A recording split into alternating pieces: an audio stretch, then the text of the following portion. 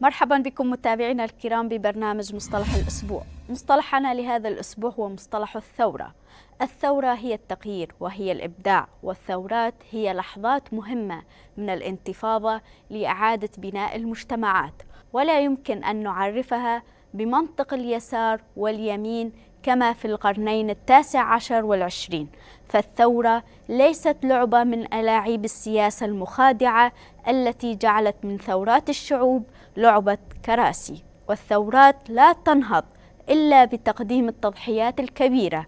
لذا من المهم تعريف الثورة بشكل صحيح، وخاصة عندما نأخذ تفكك وإجهاض الكثير من الثورات الشعبية على مر التاريخ كالثورة السوفيتية وعواقبها. عندها يمكن أن نرى مدى الحاجة إلى إعادة تعريف الثورة. لذا يتوقف القائد عبد الله أوجلان على تعريف الثورة في مرافعته أزمة المدنية وحل الحضارة الديمقراطية في الشرق الأوسط، وتحت عنوان قضية الثورة في الشرق الأوسط كالتالي: سوف أعمل على تعريف الثورة بمنوال مختلف، إذ يمكن بمقدورنا تفسير تاريخ المدنية الشرق أوسطية بأحد جوانبه على أنه تاريخ الثورة المضادة، ثورة مضادة ضد من؟ إنها ثورة مضادة اتجاه جميع العناصر الاجتماعية المطرودة من نظام المدنية. هي ثورة مضادة اتجاه المرأة، الشبيبة، مجتمع الزراعة، القرية، القبائل والعشائر المستقرة والرحالة، أصحاب المذاهب والعقائد الباطنية، واتجاه من يراد استعبادهم أيضا. فبينما تكون المدنية نظاما جديدا أو ثورة بالنسبة لقواها الذاتية المنفعية، فهي دمار وثورة مضادة بالنسبة للقوى المضادة. أما بالنسبة لي فالثورة تعني إعادة اكتساب المجتمع الأخلاقي والسياسي والديمقراطي لماهيته تلك مجددا وبمستوى أرقى، بعدما حد نظام المدنية من مساحته وأعاق تطبيقه على الدوام.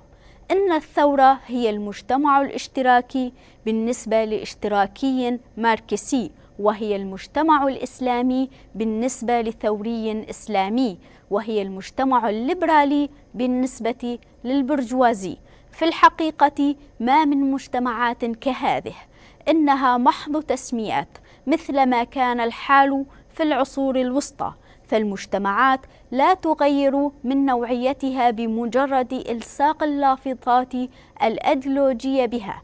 وعلى سبيل المثال فقد أدرك بعد انهيار السوفييت بما فيه الكفاية أنه ما من فوارق جذرية بين الإنسان الاشتراكي في روسيا الاتحادية وبين الليبرالي في أوروبا، كما أن الفوارق النابعة من الدين بين مسيحي ومسلم هي ذات تأثير جزئي ومنخفض جدا على حياتهم.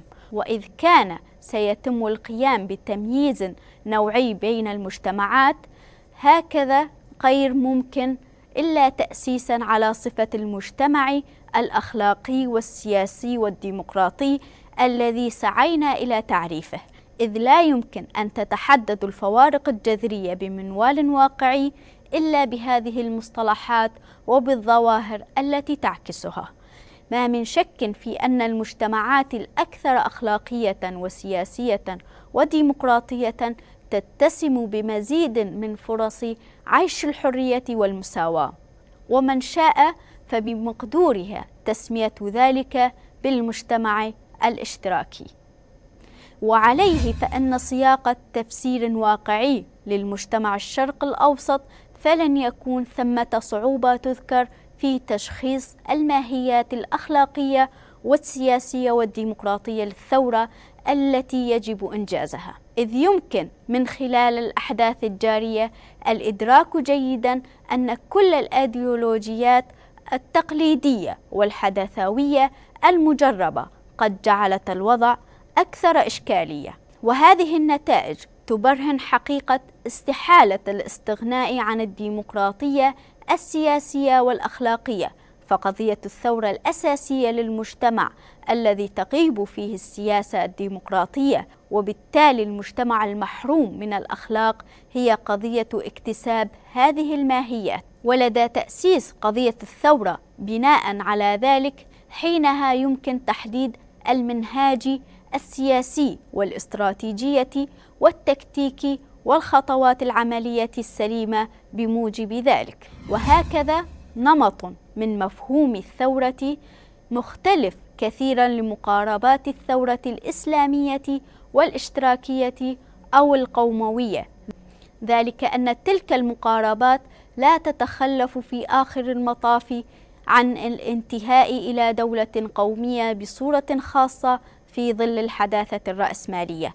أما الحداثة الرأسمالية بدورها فهي ليست أداة حل القضايا، بل هي أداة تضخيم القضايا ونشرها داخل المجتمع أجمع. وعلى العكس من ذلك، فكلما قطعت الثورة مسافات ملحوظة في مسارات الميادين الأخلاقية والسياسية والديمقراطية، حينها تبدأ في الابتعاد عن الحداثة الرأسمالية وتبدأ بالتطور أكثر من خلال تجسيد العصرانية الديمقراطية بشكل ملموس. من المهم أيضا تحديد نقطة أخرى لقضية الثورة، وهي نقطة مرتبطة بالحياة والممارسة، فإن وجدت الفوارق بين النظرية والممارسة العملية فهذا سيؤدي إلى الممارسات خاطئة. ويجب الإدراك على أفضل وجه أنه ما من أنماط حياتية مختلفة بشأن ما قبل الثورة وما بعدها، وخاصة بالنسبة للثوري، فالتحول إلى إنسان عملي يتم بالتوازي مع التعبئة النظرية، ولا تطلق صفة الثوري على من لا يترجم المزايا الأخلاقية والسياسية والديمقراطية إلى قول وفعل في حياته اليومية. ولا يمكن أن تكون هنالك حياة ثورية نضالية لأمثال هؤلاء، علاوة على أنه من المستحيل التحول إلى إنسان عملي بالميل إلى المقاومة أو إلى حماية المجتمع بأسلوب الدفاع الذاتي فحسب، إذ ما من فرصة لنجاح الدائم في أي شكل من أشكال حرب الدفاع الذاتي والمقاومة ما لم يتم توحيدها مع عمليات بناء المجتمع الأخلاقي والسياسي والديمقراطي. ومن هنا نستنتج أن قضايا المجتمع متداخلة ومتكاملة مع بعضها، لذا من الضروري للثورة أو الثوري أن يحيا ويطبق المنهاج السياسي والاستراتيجية والمخطط التكتيكي بشكل متداخل في جميع أقواله وأفعاله، ذلك أن الحياة كل متكامل ضمن تدفقها. وعلينا أن لا نعيش الثورة على شكل مراحل متقطعة منفصلة. وإذ كنا نريد استخلاص العبر من بعض الأمثلة التاريخية، فعلينا الإدراك أن أمثلة زردشت، موسى، عيسى ومحمد هي تعليمية وقيمة إلى آخر درجة في هذا الصدد. فهذه الأمثلة تنبئنا قبل آلاف السنين حول الثورات والثوار الذين تم تصورهم داخل مجتمعات الشرق الأوسط، وحول الضرورة أن يكونوا متكاملين سريعين الوتيرة وعمليين. يمكن لثورات الشرق الأوسط أن تحرز النجاح ليس بموجب القوالب الحداثة الرأسمالية، بل بما يناسب قيمها التاريخية ومع الالتحام بالعلم المعاصر.